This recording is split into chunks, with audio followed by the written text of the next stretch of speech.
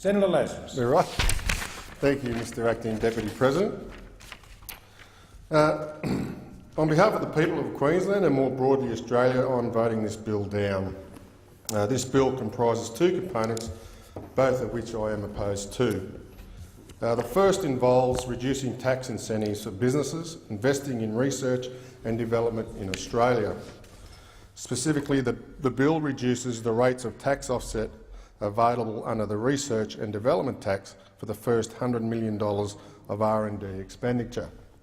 In effect, this bill will reduce the higher refundable rate of the tax offset from 45% to 43.5%, and reduce the lower non-refundable rates of the tax offset from 40% to 38.5%. This bill penalises businesses for investing in research and development in Australia by removing some of the tax incentive. As a nation, we cannot compete with the rest of the world on the basis of labour costs.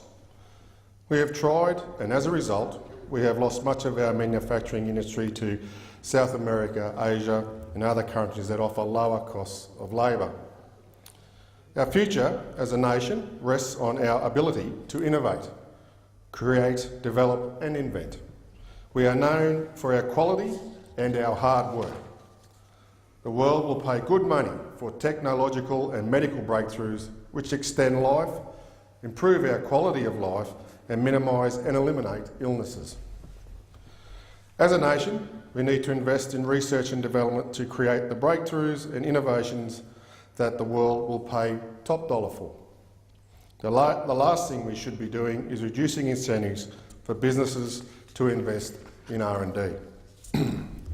It is for this reason that I am opposed to this component of the bill. I see this component of the bill as nothing more than a cash grab by a government devoid of ideas to grow this country.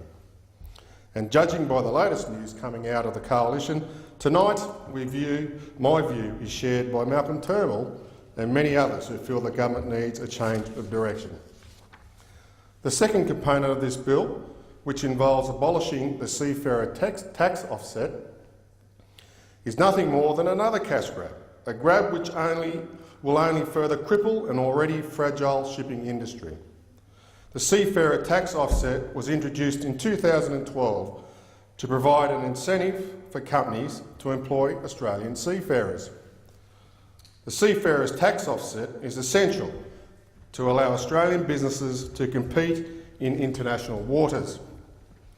As an island nation, Australian professional seafarers are critical to the prosperity of this nation. They work as our pilots, our harbour masters, our marine surveyors to ensure safe passage for ships in and out of our ports. Without them, our nation's trade would grind to a halt. We would be left having to rely on the rest of the world to move goods in and out of our country by sea and around our country by sea. There are approximately 15,000 seafarers in Australia, and this number is down by 35% from 5 years ago. Our jobs are being taken away by foreign ships, which are registered in other countries where they pay little to no tax. Many ships serving our waters are registered in Singapore, where they pay zero tax. The Australian seafarer tax offset helps Australian businesses employing Australian seafarers to compete against international ships with international workers who are paid much, much less than our workers. This tax relief measure helps to even up the playing field for the Australian shipping industry.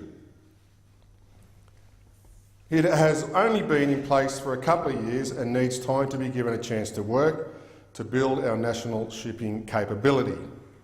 This bill is an attack on Australian jobs and the Australian shipping industry.